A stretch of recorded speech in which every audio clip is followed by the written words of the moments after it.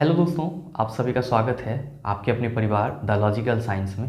मैं हूं आलोक सिंह आतिश और आज के इस वीडियो सेशन में हम लोग बात करने वाले हैं बायो के पहले क्लास की। जी हां दोस्तों, जहां हम लोग बात करने वाले हैं जीव विज्ञान की विभिन्न शाखाओं की, ब्रांचेस ऑफ बायोलॉजी की, क्योंकि इस टॉपिक से आपके प्रीवियस एनटीपीसी एग्जाम में बहुत सारे क्वेश्चन पूछे गए थे। तो आज के इस वीडियो सेशन में हम लोग क्वेश्चन और कंसेप्ट दोनों को साथ में करते चले जाएंगे ताकि आपका दोनों चीज़ एक ही बार क्लियर हो जाए। और हाँ, आपकी जानकारी के लिए मैं बता दूं कि आज के इस सेशन का जो भी क्वेश्चन है उसका पीडीएफ आपको कहाँ मिलेगी, तो ये हमारे टेलीग्राम ग्रुप से मिल जाएगी, जिसका लिंक मैंने नीचे डिस्क्रिप्शन में डाल दिया है। आप वहाँ से जा करके ले सकते हैं। फिलहाल आइए अपने सेशन की शुरुआत करते हैं और देखते हैं एग्जाम रेलिवेंट क्या कुछ सीख पाते हैं। दोस्तों, जब हम लोग ब्रांचेस ऑफ बायोलॉजी की बात करते हैं, जीव विज्ञान की शाखाओं की बात करते हैं, तो हमारे मन में ये सवाल उठता है कि सर बायोलॉजी किसको बोलते हैं। नो डाउट आप सभी को पता होगा, लेकिन जब हम लोग शुरुआत कर रहे हैं अपने बायो के पहले क्लास की, तो दो चार बेसिक बातें को समझ लेना बहुत ही ज़रूरी होता है और इस बेसिक बातों से भी आपके एग्जाम में क्वेश्चन पूछे जाते हैं। तो जो पहला सवाल उठता है कि सर ये बायोलॉजी जो है इसका मतलब क्या होता है, तो आप सभी को मालूम होगा कि sir study of life is known as biology. Study of life is known as biology, आप सभी इसको बचपन से रटते आ रहे होंगे। Study of life is known as biology, ये कोई नई बात नहीं है और मैं कोई आपको नया चीज़ बता नहीं रहा हूँ। आप लोग इसको बचपन से रटते आ रहे होंगे कि जीवन का अध्ययन ही क्या कहलाता है, जीव विज्ञान कहलाता है। और सही मायने में अगर बायोलॉजी वर्ड को अगर आप तोड़ करके देखें तो इस शब्द का मीनिंग भी यही निकलता है, जीवन का अध्ययन ही निकलता है। आप कहेंगे कैसे, तो बायोलॉजी जो है ये आपका दो वर्ड से मिलके बना हुआ है। पहला है आपका बायो और दूसरा है आपका लॉगस। इसी दो वर्ड से आपका बायोलॉजी बना हुआ है, जहाँ बायो का मतलब क्या होता है, लाइफ, और इसका हिंदी मीनिंग आप सबों को मालूम है, जीवन होता है। और लॉगस का मतलब होता है सर स्टडी, जिसका हिंदी मीनिंग क्या होता है, अध्ययन। तो सिंपल में हम लोग क्या कहते हैं सर कि जीवन का अध्ययन ही क्या कहलाता है, बायोलॉजी कहलाता है, जीव विज्ञान कहलाता है। अब आपके मन में सवाल उठेगा कि सर हम लोग किसके जीवन का अध्ययन करेंगे, तो भाई मेरे हमेशा ध्यान में रखेंगे कि हम लोग सजीव वस्तुओं के जीवन का अध्ययन करेंगे। किसका अध्ययन करेंगे सर, सजीव वस्तुओं की, यानी कि लिविंग थिंग्स का जो लाइफ होगा उसके बारे में जो हम लोग पढ़ेंगे उसी को क्या कहते हैं, बायोलॉजी कहते हैं, जीव विज्ञान कहते हैं। एक और इम्पोर्टेंट बात आप हमेशा ध्यान में रखेंगे कि बायोलॉजी जो है वो आपका क्या है, एक प्राकृत विज्ञान है, यानी कि नेचुरल साइंस है। बायोलॉजी आपका क्या है सर, एक नेचुरल साइंस है, प्राकृत विज्ञान है। आप कहेंगे कैसे, तो ध्यान में रखिएगा कि आपका जो साइंस है, जो विज्ञान है, ऐसे आप लोग अभी तक पढ़ते रहे होंगे कि साइंस हमारा तीन कैटेगरीज में डिवाइड है, फिजिक्स, केमिस्ट्री और बायोलॉजी। लेकिन आज से आप कहेंगे कि साइंस जो है आपका वो दो कैटेगरीज में डिवाइड है। पहला आपका फिजिकल साइंस और दूसरा आपका नेचुरल साइंस। ध्यान में रखेंगे कि सर फिजिकल साइंस के अंतर्गत दो चीज़ आ जाता है, आपका फिजिक्स आ जाता है और केमिस्ट्री आ जाता है, जबकि नेचुरल साइंस के अंतर्गत कौन आ जाता है सर, बायोलॉजी आ जाता है। तो आप इस चीज़ को हमेशा ध्यान में रखेंगे कि बायोलॉजी जो है वो एक प्राकृत विज्ञान है, यानी कि नेचुरल साइंस है। क्या है, नेचुरल साइंस है। ध्यान में रखेंगे कि बायोलॉजी शब्द का नामकरण किसने किया था, या बायोलॉजी शब्द का प्रयोग किसने किया था सर, बायो शब्द का प्रयोग, यहाँ पे बायोलॉजी लिख लीजिए, बायोलॉजी शब्द का प्रयोग किसने किया था सबसे पहले, तो आप लोग याद रखेंगे लेमार्क और ट्रेविरेनस नामक जो वैज्ञानिक थे, लेमार्क और ट्रेविरेनस नामक जो वैज्ञानिक थे, उन्होंने सबसे पहले इस बायोलॉजी शब्द का प्रयोग किया था। तो आपके एग्जाम में कभी कभी ये भी पूछा जाता है कि बायोलॉजी शब्द का प्रयोग करने वाला पहला वैज्ञानिक कौन था, तो आप कहेंगे लेमार्क और ट्रेविरेनस। ध्यान दीजिएगा, अगर आपके ऑप्शन में ट्रेविरेनस न रहे, अगर आपके ऑप्शन में ट्रेविरेनस न रहे और लेमार्क रहे, तो आप किसको टिक करेंगे, लेमार्क को टिक करेंगे, आपका आंसर सही होगा। मेरे मित्र ध्यान में रखेंगे कि बायोलॉजी का फादर किसको बोला जाता है, या बायोलॉजी का जनक किसको बोला जाता है, तो आप सभी को याद होगा अरस्तु। जिसको नहीं याद होगा वो याद कर लेंगे, जिसको याद होगा उसको रिवीजन हो जाएगा। बायोलॉजी का जनक किसको बोला जाता है? अरस्तु को बोला जाता है। और बायोलॉजी शब्द का प्रयोग किसने किया? तो लेमार्क और ट्रेविडेनस नामक व्यक्ति ने किया। और बायोलॉजी आपका है क्या? तो एक प्राकृतिक विज्ञान है, या फिर हम लोग कहते हैं कि जीवन का जो अध्ययन करते हैं जिस ब्रांच में, उसी को हम लोग क्या कहते हैं? बायोलॉजी कहते हैं, यानी कि जीव विज्ञान कहते हैं। अब आपके मन में सवाल उठेगा कि सर बायोलॉजी कितने पार्ट में बटा हुआ है? तो ऐसे तो हम लोग 2 पार्ट तो पढ़ते रहते हैं, पहला बॉटनी और दूसरा जूलॉजी, लेकिन एग्जाम दृष्टिकोण से हमेशा ध्यान में रखेंगे कि बायोलॉजी जो है आपका 3 पार्ट में बटा हुआ है। बायोलॉजी कितने पार्ट में बटा हुआ है सर? 3 पार्ट में बटा हुआ है। आप कहेंगे सर कौन कौन सा?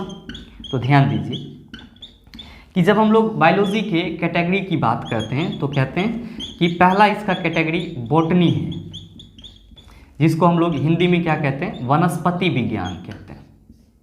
और दूसरा इसका ब्रांच जूलॉजी है, जिसको हम लोग जंतु विज्ञान कहते हैं, एनिमल से संबंधित होता है। और तीसरा आपका माइक्रोबायोलॉजी होता है। तीसरा आपका क्या होता है?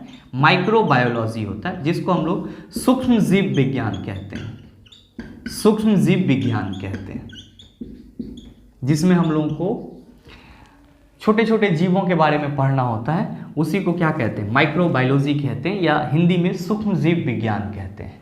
मेरे मित्र ध्यान में रखेंगे कि बॉटनी जो है आपका वो बायोलॉजी का ब्रांच है। बॉटनी क्या है सर? बायोलॉजी का ब्रांच है। तो बॉटनी के अंतर्गत हम लोग क्या पढ़ेंगे? वनस्पति का मतलब होता है पेड़ पौधा, तो पेड़ पौधा से जो कुछ भी रिलेटेड चीज़ होगा उसको हम लोग बॉटनी में पढ़ेंगे। आपके मन में सवाल उठेगा कि सर बॉटनी के फादर कौन थे? हमारे एग्जाम में क्वेश्चन पूछा जाता है कि वनस्पति विज्ञान के जनक कौन थे? तो ध्यान में रखेंगे कि थियोफ्रेस्टस। थियोफ्रेस्टस कौन थे सर? तो वनस्पति विज्ञान के जनक थे। आप कहेंगे कि जंतु विज्ञान क्या होता है? तो सर बायोलॉजी की वह ब्रांच जिसमें हम लोग एनिमल के बारे में पढ़ते हैं, जंतु के बारे में पढ़ते हैं, उसको हम लोग जंतु विज्ञान कहते हैं या जूलॉजी कहते हैं। और इसके जनक कौन थे? तो अरिस्टोटल यानी कि अरस्तु। अरिस्टोटल यानी कि अरस्तु। तो आप इस चीज़ को हमेशा ध्यान में रखेंगे। आपसे पूछे बायोलॉजी का जनक कौन है? तो आप कहेंगे अरस्तु। जंतु विज्ञान जूलॉजी का जनक कौन है? तो आप क्या कहेंगे? अरस्तु। इस दोनों चीज़ को आप ध्यान में रखेंगे, कंफ्यूज नहीं होंगे। और आपके मन में सवाल उठेगा कि सर माइक्रोबायोलॉजी सूक्ष्म जीव विज्ञान के जनक कौन है? तो हमेशा ध्यान में रखेंगे ल्यूवेनहॉक। ल्यूवेनहॉक नामक वैज्ञानिक कौन थे सर? तो माइक्रोबायोलॉजी के जनक थे। आप इस चीज़ को हमेशा ध्यान में रखेंगे। क्या कि बायोलॉजी आपका 3 कैटेगरीज में डिवाइड है, बॉटनी, जूलॉजी और माइक्रोबायोलॉजी। बॉटनी में हम लोग प्लांट से रिलेटेड स्टडी करते हैं, जूलॉजी में हम लोग एनिमल से रिलेटेड स्टडी करते हैं, और माइक्रोबायोलॉजी में हम लोग माइक्रो ऑर्गेनिज्म यानी कि सूक्ष्म जीव जो होते हैं उससे संबंधित अध्ययन करते हैं। और बॉटनी का फादर कौन है, जनक कौन है? थियोफ्रेस्टस। और जूलॉजी का जनक कौन है? अरिस्टोटल, अरस्तु। और माइक्रोबायोलॉजी का जनक कौन है? तो ल्यूवेनहॉक। इस चीज़ को आप हमेशा ध्यान में रखेंगे। साथ ही साथ आप ये भी ध्यान में रखेंगे कि बायोलॉजी में वर्गीकी का जनक किसको बोला जाता है? वर्गीकी, जो टैक्सोनॉमी हम लोग पढ़ते हैं, टैक्सोनॉमी, तो आप हमेशा ध्यान में रखेंगे कार्ल लिनियस को वर्गीकी यानी कि टैक्सोनॉमी का जनक बोला जाता है। कार्ल लिनियस को क्या बोला जाता है सर? वर्गीकी का, टैक्सोनॉमी का जनक बोला जाता है। ये चीज़ भी आपके एग्जाम में पूछा जाता है। साथ ही साथ आप ये भी ध्यान में रखेंगे कि आर.एच. व्हिटकर ने बायोलॉजी में जितने भी जीव थे उनको 5 जगत में डिवाइड करा था। आप जो पढ़ते रहते हैं सर, मोनेरा, प्रोटिस्टा या फिर फंगी, प्लांटी और एनिमेलिया, ये जो आप 5 जगत पढ़ते रहते हैं बायोलॉजी में, कि बायोलॉजी में जीवों के 5 जगत हैं। पहला आपका मोनेरा, दूसरा प्रोटिस्टा, तीसरा फंगी, चौथा आपका प्लांटी और 5वां आपका एनिमेलिया। तो बायोलॉजी में जीवों को इस 5 जगत में डिवाइड करने वाले वैज्ञानिक कौन थे? ये भी कई बार आपके एग्जाम में पूछा जाता है कि जीवों को उसके 5 जगत में वर्गीकरण करने वाले वैज्ञानिक कौन थे? तो आप सभी क्या नाम याद रखेंगे सर? आर.एच. व्हिटकर। क्या नाम याद रखेंगे सर? आर.एच. व्हिटकर। और आपसे पूछा जाएगा कि वर्गीकी का जनक किसको बोला जाता है? तो कार्ल लिनियस को बोला जाता है। जीवों को 5 जगत में बांटने वाले वैज्ञानिक कौन थे? आर.एच. व्हिटकर थे। तो अगर आपके एग्जाम में इतना से कोई भी क्वेश्चन पूछा जाएगा तो मेरे ख्याल से आपका वो क्वेश्चन 100% बनेगा। और ये थी आपका बायोलॉजी का कुछ बेसिक पॉइंट जिसको आपको हमेशा ध्यान में रखना है, चाहे आप बायोलॉजी पढ़ें या ना पढ़ें, लेकिन इतना चीज़ आप हमेशा ध्यान में रखेंगे, आपके डेली लाइफ के लिए भी ठीक रहेगा और आपके आगे के एग्जाम के लिए भी ठीक रहेगा। आप कहेंगे चलो सर ठीक है, ये चीज़ तो हमने समझ लिया, लेकिन ये बताओ कि जीव विज्ञान की शाखाएं से हमारे एग्जाम में क्या क्वेश्चन पूछी जाएगी। आपने तो यहाँ पे बायोलॉजी को बॉटनी, जूलॉजी और माइक्रोबायोलॉजी के कैटेगरी में रख दिया है। क्या यही जीव विज्ञान की शाखाएं हैं, इसी से हमारे एग्जाम में क्वेश्चन पूछा जाएगा? मेरे भाई ये जीव विज्ञान का कैटेगरी है जिसमें आप देख रहे हैं कि जीव विज्ञान को आप बॉटनी, जूलॉजी और माइक्रोबायोलॉजी में बांट करके पढ़ सकते हैं, लेकिन आपके बॉटनी में भी बहुत सारे ब्रांचेज हैं, जूलॉजी में भी बहुत सारे ब्रांचेज हैं और उसी ब्रांचेज से आपके एग्जाम में क्वेश्चन पूछे जाते हैं। तो आइए अब हम लोग क्वेश्चन की बात करते हैं, लेकिन उससे पहले वीडियो को पॉज करके बायोलॉजी की ये कुछ बेसिक बातें हैं, इसको आप अपने कॉपी में नोट डाउन कर लेंगे, फिर हम लोग चलते हैं अपने क्वेश्चन की तरफ। अब हम लोग अपने क्वेश्चन की बात कर लेते हैं और आपका जो पहला क्वेश्चन है आज के इस सेशन का, क्वेश्चन नंबर 1, आपसे क्या पूछा जा रहा है? आपसे पूछा जा रहा है कि निम्नलिखित में से किस में मनुष्य का अध्ययन होता है? आपका ऑप्शन है आर्कियोजोलॉजी, आर्कियोलॉजी, एंथ्रोपोलॉजी, एंड्रोलॉजी। आपको बताना है कि इसमें से किस में मनुष्य का अध्ययन किया जाता है। आपके मन में सवाल उठेगा कि सर मनुष्य का किस चीज़ का अध्ययन पूछा जा रहा है?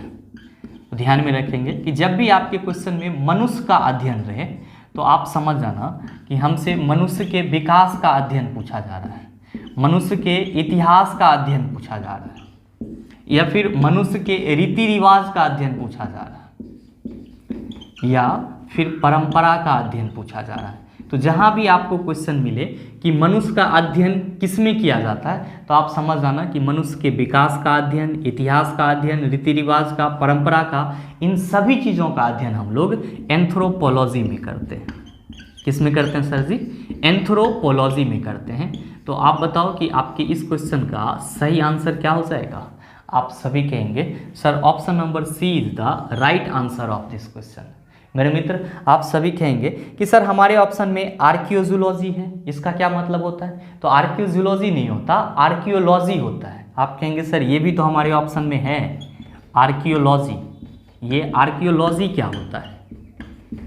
तो हमेशा ध्यान में रखेंगे कि जो पुरातत्व संबंधी जानकारियों को इकट्ठा करता है उसको हम लोग क्या कहते हैं? आर्कियोलॉजिस्ट कहते हैं। तो पुरातत्व से संबंधित जो जानकारी होती है उसको हम लोग कहाँ पढ़ते हैं? आर्कियोलॉजी में पढ़ते हैं। तो आर्कियोलॉजी के आगे आप डैश दे करके लिख लेंगे कि पुरातत्व से संबंधित अध्ययन, पुरातत्व से संबंधित अध्ययन किस में करेंगे हम लोग सर? तो आर्कियोलॉजी में करेंगे। आप कहेंगे कि सर हमारे ऑप्शन में एंड्रोलॉजी भी है, हमारे ऑप्शन में एंड्रोलॉजी भी है, इसका क्या मतलब होता है सर? तो ध्यान में रखेंगे कि पुरुषों में बांझपन, पुरुषों में बांझपन एवं यौन रोग से संबंधित, एवं यौन रोग से संबंधित चिकित्सा अध्ययन क्या कहलाता है सर? एंड्रोलॉजी कहलाता है। तो आप इस तीनों ही पॉइंट को ध्यान में रखेंगे कि एंड्रोलॉजी में पुरुषों में बांझपन और यौन रोग से संबंधित चिकित्सा का अध्ययन करते हैं, आर्कियोलॉजी में हम लोग पुरातत्व से संबंधित अध्ययन करते हैं, और एंथ्रोपोलॉजी में हम लोग मनुष्य का व्यवहार, विकास, रीति रिवाज, परंपरा, इन सब चीज़ों का अध्ययन करते हैं। उम्मीद करते हैं आप समझ पाए होंगे। चलते हैं अगले क्वेश्चन की तरफ। आपका जो अगला क्वेश्चन है, क्वेश्चन नंबर 2, आपसे क्या पूछा जा रहा है? आपसे पूछा जा रहा है कि निषेचन, विकास, विभाजन और विभिन्नता के अध्ययन को किस नाम से जाना जाता है? आपका ऑप्शन है भ्रूण विज्ञान, फिजियोलॉजी, अनुवांशिकी, कर्मागत उन्नति। क्या होगा इसका आंसर? आपसे पूछा जा रहा है कि निषेचन, फिर विकास, और फिर दिया हुआ है विभाजन और विभिन्नताएं, और विभिन्नताएं, इन सब चीज का अध्ययन किस में किया जाता है? तो मेरे मित्र ध्यान देंगे कि निषेचन को हम लोग क्या कहते हैं सर? इंग्लिश में फर्टिलाइजेशन कहते हैं। क्या कहते हैं? फर्टिलाइजेशन कहते हैं। और फर्टिलाइजेशन कब होता है? तो सर जब मेल गैमेट, जब मेल गैमेट और फीमेल गैमेट यानी कि स्पर्म और ओवम जब एक दूसरे के साथ क्या होता है, डिफ्यूज होता है, एक दूसरे के साथ मिलता है, तो क्या बनाता है सर, जाइगोट बना लेता है। क्या बना लेता है, जाइगोट बना लेता है, यानी कि भ्रूण बना लेता है। क्या बना लेता है सर, भ्रूण बना लेता है। और आपसे क्वेश्चन पूछा जा रहा है कि भ्रूण के विकास, विभाजन और विभिन्नताएं का अध्ययन क्या कहलाता है, तो आप सभी कहेंगे सर क्या कहलाता है, भ्रूण विज्ञान कहलाता है। क्या कहलाता है, भ्रूण विज्ञान कहलाता है। तो आप बताइए कि आपके इस क्वेश्चन का सही आंसर क्या हो जाएगा। आप सभी कहेंगे sir option number A is the right answer of this question.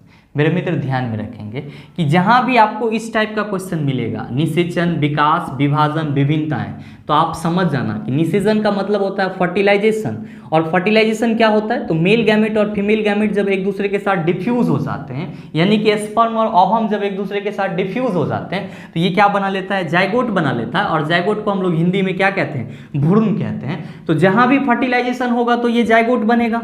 अब इस जाइगोट के विकास, विभाजन और विभिन्नताओं का अध्ययन क्या कहलाएगा, आप सभी कहेंगे भ्रूण विज्ञान कहलाएगा। आप कहेंगे सर हमारे ऑप्शन में फिजियोलॉजी दिया हुआ है, ऑप्शन बी में, तो यहाँ पे मैं ऑप्शन बी करके लिख दे रहा हूँ। फिजियोलॉजी में हम लोग किसका अध्ययन करते हैं सर, तो आप सभी कहेंगे सर ये शरीर क्रिया विज्ञान से संबंधित होता है। किससे संबंधित होता है, फिजियोलॉजी आपका शरीर क्रिया विज्ञान से संबंधित होता है। तो यहाँ पे मैंने फिजियोलॉजी ना लिख करके ऑप्शन बी लिख दिया है, आप समझ जाएंगे। आप कहेंगे कि सर हमारे ऑप्शन में अनुवांशिकी भी है, नो डाउट आप सभी समझ रहे होंगे कि सर अनुवांशिकी में हम लोग किसका अध्ययन करेंगे, तो अनुवांशिक गुणों का अध्ययन करेंगे। आप कहेंगे सर हमारे ऑप्शन डी में कर्मागत उन्नति दिया हुआ है। क्या दिया हुआ है, कर्मागत उन्नति। तो मेरे मित्र ध्यान में रखेंगे, इसी को हम लोग कर्मागत विकास भी कहते हैं। क्या कहते हैं, कर्मागत विकास भी कहते हैं। तो आप इस दोनों वर्ड को ध्यान में रखेंगे। आप कहेंगे सर इसमें होता क्या है, तो सर पीढ़ी दर पीढ़ी अनुवांशिक लक्षणों का जो परिवर्तन होता है उसी का अध्ययन क्या कहलाता है सर, कर्मागत उन्नति या कर्मागत विकास कहलाता है। अगर आप लिख रहे हैं तो एक बार और मैं बोल देता हूं, आप लिख लेंगे कि पीढ़ी दर पीढ़ी अनुवांशिक लक्षणों का परिवर्तन का जो अध्ययन होता है उसको आप क्या कहते हैं, कर्मागत उन्नति या कर्मागत विकास कहते हैं।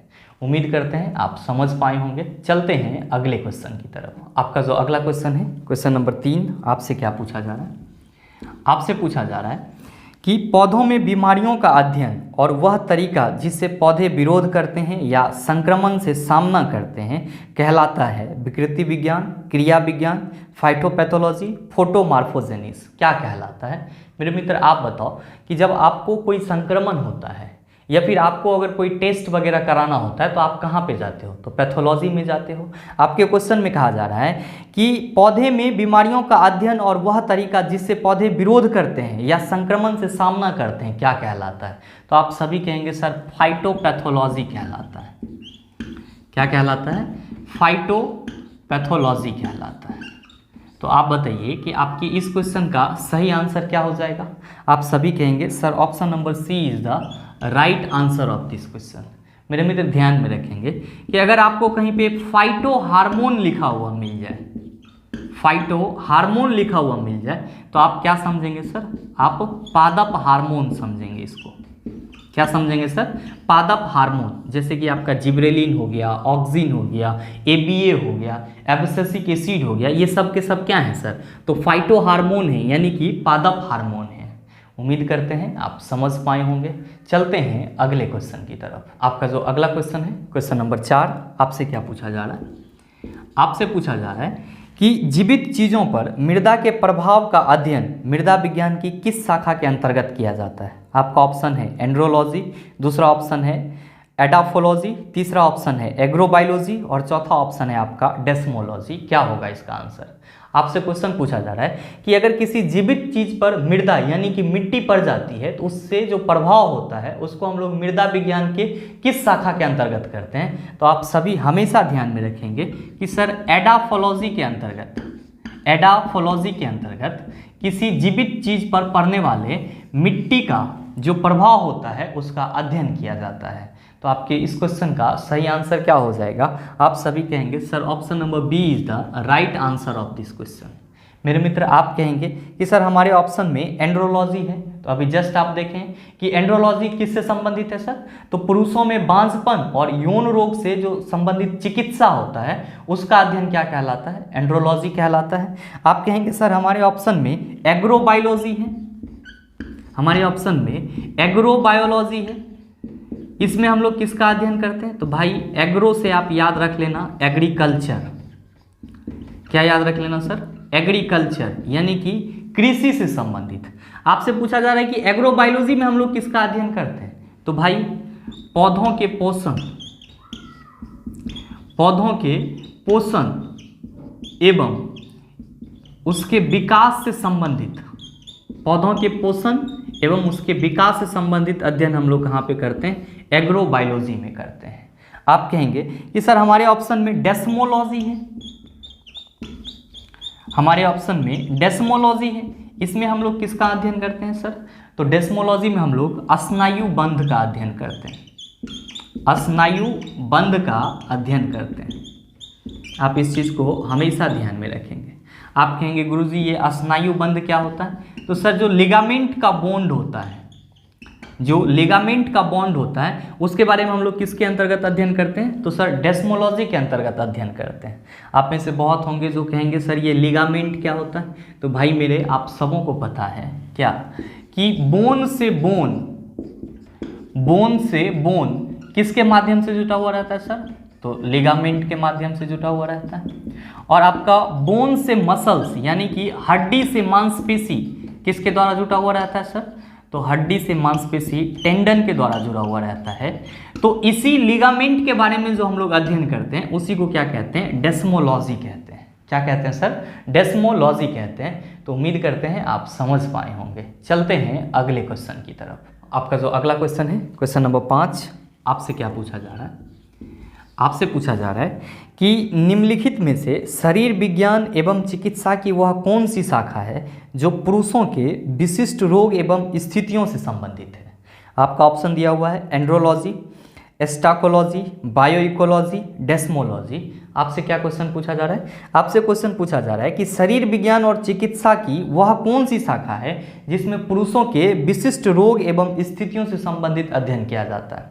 तो आप कहेंगे सर एंड्रोलॉजी में पुरुषों के बांझपन और यौन रोग से संबंधित अध्ययन किया जाता है, एस्टोकोलॉजी में क्रेफिश का अध्ययन किया जाता है, और बायोइकोलॉजी में जो प्राकृतिक वातावरण में जीव रहते हैं उसका पर्यावरण के साथ क्या संबंध होता है इस चीज़ का अध्ययन किया जाता है। और डेस्मोलॉजी तो अभी आपने बताया है कि सर लिगामेंट का अध्ययन होता है। आपसे क्वेश्चन पूछा जा रहा है कि शरीर विज्ञान एवं चिकित्सा विज्ञान की कौन सी शाखा जो पुरुषों के विशिष्ट रोग और स्थितियों से संबंधित है। आप कहेंगे सर एंड्रोलॉजी। क्या कहेंगे, एंड्रोलॉजी। इसमें हम लोग किसके बारे में अध्ययन करते हैं सर, तो पुरुषों के बांझपन और यौन रोग से संबंधित अध्ययन करते हैं, बांझपन और यौन रोग से संबंधित अध्ययन करते हैं। तो सर ये एक विशिष्ट रोग माना जाता है और हर किसी को ये रोग नहीं होता है, हर किसी को ये रोग नहीं होता है। तो जो आपसे क्वेश्चन पूछा जा रहा है कि निम्नलिखित में से शरीर विज्ञान एवं चिकित्सा की वह कौन सी शाखा है जो पुरुषों के विशिष्ट रोग एवं स्थितियों से संबंधित है। आप कहेंगे sir option number A is the right answer of this question. मेरे मित्र ध्यान में रखेंगे कि आपका जो दूसरा ऑप्शन है एस्टोकोलॉजी, इसमें हम लोग किसका अध्ययन करते हैं, तो सर क्रेफिश का अध्ययन करते हैं। आप इस चीज़ को याद कर लेंगे। क्रेफिश का अध्ययन किस में किया जाता है, तो एस्टोकोलॉजी में किया जाता है।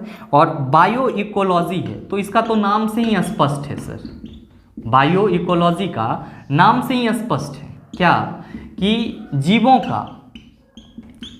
का यहाँ पे लिख लें सर कि प्राकृतिक वातावरण में रहने वाले जीव, यानी कि जो नेचुरल हैबिट में रहने वाले जीव होते हैं, थोड़ा सा सुधार करके लिख लेंगे कि प्राकृतिक वातावरण में रहने वाले जीवों का पर्यावरण के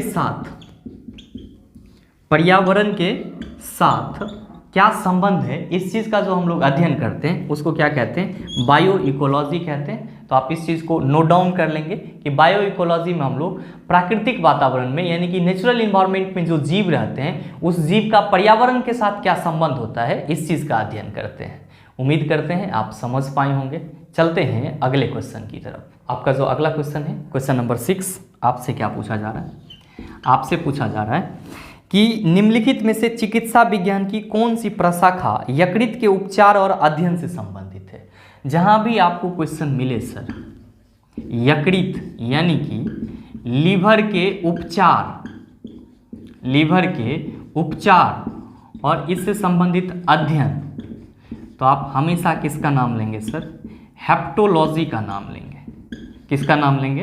हेप्टोलॉजी का नाम लेंगे। तो इस चीज़ का आप गठड़ी बांध लेंगे सर, क्या कि यकृत के उपचार और उससे संबंधित अध्ययन हम लोग किस में करते हैं? हेप्टोलॉजी में करते हैं।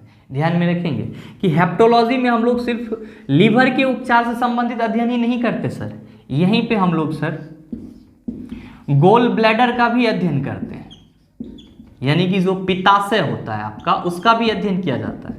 और जो आपका अग्नाशय है, पेनक्रियास, इसका भी अध्ययन किया जाता है। और लीवर का तो किया ही जाता है। तो हमेशा ध्यान में रखेंगे कि हेप्टोलॉजी में हम लोग गोल ब्लैडर, पेनक्रियास और लीवर तीनों के उपचार से संबंधित अध्ययन करते हैं। तो आपके इस क्वेश्चन का सही आंसर क्या हो जाएगा? आप सभी कहेंगे सर ऑप्शन नंबर बी हो जाएगा।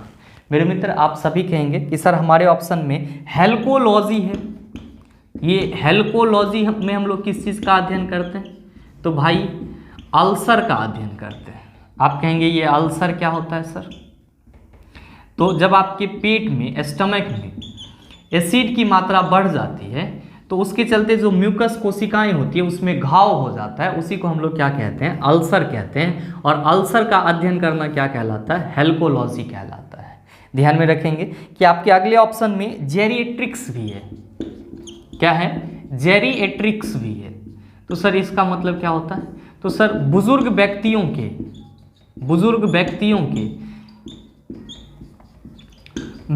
के स्वास्थ्य का देखभाल का जो अध्ययन होता है उसको हम लोग क्या कहते हैं सर? जेरिएट्रिक्स कहते हैं। उम्मीद करते हैं आप समझ पाए होंगे। चलते हैं अगले क्वेश्चन की तरफ। आपका जो अगला क्वेश्चन है, क्वेश्चन नंबर 7, आपसे क्या पूछा जा रहा है? आपसे पूछा जा रहा है कि जीवों के वर्गीकरण से संबंधित जीव विज्ञान की शाखाओं को क्या कहते हैं? वर्गीकरण विज्ञान कहते हैं। तो आपके इस क्वेश्चन का सही आंसर क्या हो जाएगा? ऑप्शन नंबर ए हो जाएगा। ध्यान में रखिएगा कि बायोलॉजी में वर्गीकरण का जनक किसको बोला जाता है? अभी बताए हैं सर, तो लिनियस को बोला जाता है। 5 जगत का वर्गीकरण किसने किया? तो सर आर.एच. व्हिटकर ने किया। तो आपसे जो क्वेश्चन पूछा जा रहा था कि जीवों के वर्गीकरण से संबंधित जीव विज्ञान की शाखा को क्या कहते हैं? तो आप सभी कहेंगे वर्गीकरण विज्ञान कहते हैं। आप कहेंगे हमारे ऑप्शन में नोथोलॉजी दिया हुआ है। नोथोलॉजी में हम लोग किसका अध्ययन करते हैं? तो सर इसमें धार्मिक भावनाओं का अध्ययन किया जाता है। धार्मिक भावनाओं का, या आप कह सकते हैं कि ईश्वर के प्रयासों का अध्ययन किया जाता है। आप कहेंगे सर हमारे ऑप्शन में शरीर रचना विज्ञान है। तो शरीर रचना विज्ञान भाई एनाटॉमी के अंतर्गत आता है, जिसमें हम लोग अलग अलग जीवों के स्ट्रक्चर वगैरह के बारे में पढ़ते हैं। आप कहेंगे सर हमारे ऑप्शन में सरोविज्ञान है। तो आप इस चीज़ को स्टार मार्क दे करके लिख लीजिएगा कि सरोविज्ञान को इंग्लिश में लिम्नोलॉजी कहा जाता है। और इसमें हम लोग तालाब, झील, नदी, पोखर, इन सब का अध्ययन करते हैं। मतलब सिंपल कह सकते हैं कि जो भी आपका जलीय बॉडी होता है, यानी कि एक्वाटिक बॉडी जो भी है, उन सब का अध्ययन हम लोग किस में करते हैं? सरोविज्ञान। तो सरोविज्ञान के नाम से ही स्पष्ट है, सरो मतलब सरोवर, सरोवर का मतलब तालाब। तो तालाब, झील, नदी, इन सब का अध्ययन क्या कहलाता है? लिम्नोलॉजी कहलाता है, या हिंदी में सरोविज्ञान कहलाता है। उम्मीद करते हैं आप समझ पाए होंगे। चलते हैं अगले क्वेश्चन की तरफ। आपका जो अगला क्वेश्चन है, क्वेश्चन नंबर 8, आपसे क्या पूछा जा रहा है? आपसे पूछा जा रहा है कि विज्ञान की एक शाखा जो जीवन या पृथ्वी से परे मौजूद जीवन की संभावनाओं से संबंधित है, उसको क्या कहा जाता है? आपका ऑप्शन है एंटोमोलॉजी, एक्सोबायोलॉजी, माइकोलॉजी, जीवाश्म विज्ञान। क्या होगा इसका सही आंसर? मेरे मित्र, आपके क्वेश्चन में पूछा जा रहा है आपसे कि विज्ञान की ऐसी कौन सी शाखा है जो जीवन या पृथ्वी से परे जीवन की कल्पना करता है या जीवन की संभावनाओं को तलाश करता है। तो आप सभी ध्यान में रखेंगे कि जो आपका एक्सोबायोलॉजी है, एक्सोबायोलॉजी के अंतर्गत पृथ्वी से परे जीवन के संभावनाओं को तलाश करने का अध्ययन किया जाता है। तो आपके इस क्वेश्चन का सही आंसर क्या हो जाएगा? आप सभी कहेंगे sir option number B is the right answer of this question. मेरे मित्र आप सभी कहेंगे कि सर हमारे ऑप्शन ए में एंटमोलॉजी दिया हुआ है। एंटमोलॉजी, तो इसमें हम लोग किसका अध्ययन करते हैं? तो एंटमोलॉजी में हम लोग कीट का अध्ययन करते हैं। वो किस में होता है? एंटमोलॉजी में होता है। आप कहेंगे कि सर हमारे ऑप्शन सी में माइकोलॉजी दिया हुआ है, तब माइकोलॉजी में हम लोग किसका अध्ययन करते हैं? तो सर ध्यान में रखेंगे कि माइकोलॉजी में हम लोग कवक का अध्ययन करते हैं। किसका अध्ययन करते हैं सर जी?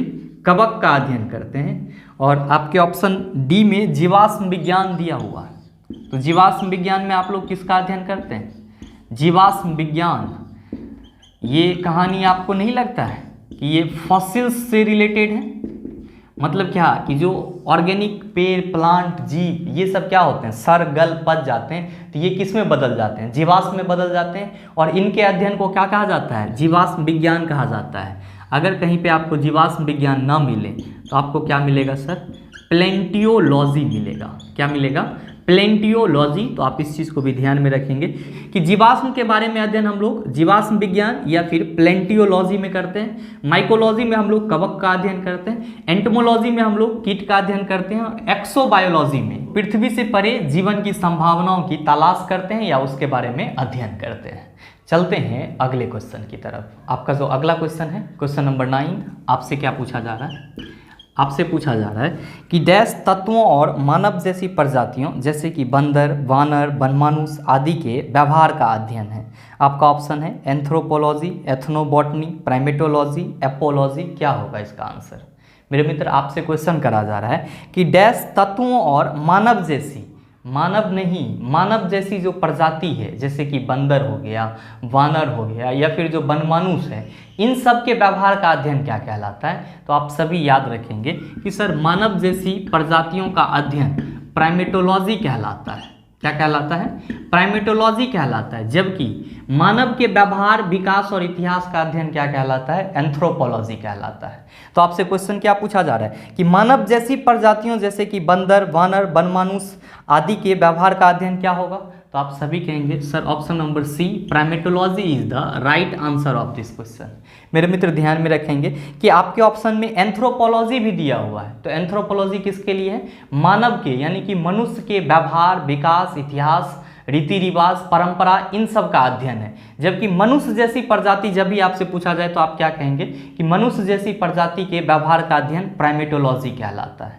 आप कहेंगे कि सर हमारे ऑप्शन में एथनोबोटनी भी है। हमारे ऑप्शन में क्या है? एथनोबोटनी भी है। तो इसको हम लोग क्या कहते हैं सर? लोक वनस्पतिक कहते हैं।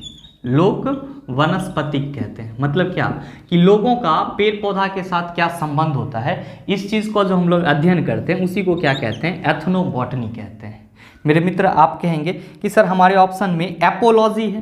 तो भाई एपोलॉजी किसी चीज़ का अध्ययन नहीं होता है। एपोलॉजी का मतलब होता है क्षमा मांगना।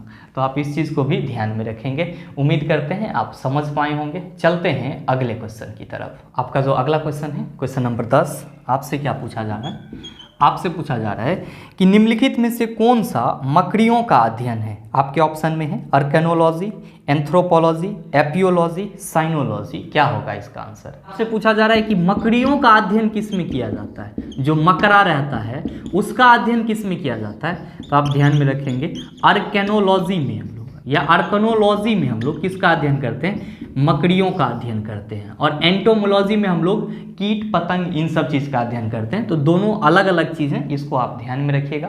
आपसे क्वेश्चन पूछा जा रहा है कि निम्नलिखित में से कौन सा मकड़ियों का अध्ययन है? आप कहेंगे अर्कनोलॉजी। तो आपके इस क्वेश्चन का सही आंसर क्या हो जाएगा? ऑप्शन नंबर ए हो जाएगा। मेरे मित्र आप सभी कहेंगे सर हमारे ऑप्शन में एंथ्रोपोलॉजी है। कई बार मैंने आपको बताया है और आपको याद हो चुका होगा। आप कहेंगे सर हमारे तीसरे ऑप्शन में एपियोलॉजी है। एपियोलॉजी, तो ध्यान में रखेंगे कि एपियोलॉजी में हम लोग किसका अध्ययन करते हैं? तो मधुमक्खी का अध्ययन करते हैं। मधुमक्खी का अध्ययन करते हैं। ध्यान दीजिए, यहाँ भी आप कंफ्यूज करेंगे। आपसे अगर ये पूछ दिया जाए एपीकल्चर में हम लोग किस चीज़ का अध्ययन करते हैं? एपीकल्चर, तो ध्यान दीजिए यहाँ पे कल्चर लग गया है। इसमें हम लोग मधुमक्खी पालन का अध्ययन करते हैं। मतलब मधुमक्खी को किस तरह से पाला जाए, इस चीज़ का अध्ययन करते हैं। तो मधुमक्खी पालन का अध्ययन किस में करते हैं हम लोग सर? तो एपीकल्चर में करते हैं। और एपियोलॉजी में हम लोग किसका अध्ययन करते हैं, तो मधुमक्खियों का अध्ययन करते हैं। तो मधुमक्खियों का अध्ययन करना और मधुमक्खी के पालन का अध्ययन करना दो अलग अलग चीज़ है, इसको भी आप ध्यान में रखेंगे। आप कहेंगे सर हमारे ऑप्शन में साइनोलॉजी है, साइनोलॉजी, इसमें हम लोग किसका अध्ययन करते हैं, द भाई कुत्ता का अध्ययन हम लोग किस में करते हैं, साइनोलॉजी में करते हैं। कुत्ता का अध्ययन किस में करते हैं हम लोग, साइनोलॉजी में करते हैं। तो आप इस चीज़ को भी ध्यान में रखेंगे। उम्मीद करते हैं कि यहाँ तक के सारे क्वेश्चन को आप आसानी से समझ पाए होंगे। अब इस टाइप के क्वेश्चन अगर आपसे दोबारा पूछा जाए तो उसका जवाब आसानी से दे सकते हैं। उम्मीद ये भी करते हैं कि वीडियो आपको अच्छा लगा होगा, और अगर आपको वीडियो अच्छा लगा है तो वीडियो को लाइक कीजिएगा, शेयर कीजिएगा, और चैनल पर नए हैं तो सब्सक्राइब करके बेल आइकन दबा लीजिएगा, ताकि इस तरह के एग्जाम रेलेवेंट वीडियो सबसे पहले आपके पास पहुँचे और आप उसका भरपूर फायदा उठा पाए। मिलते हैं फिर अगले वीडियो सेशन में, तब तक के लिए best of luck. Thank you, have a nice day.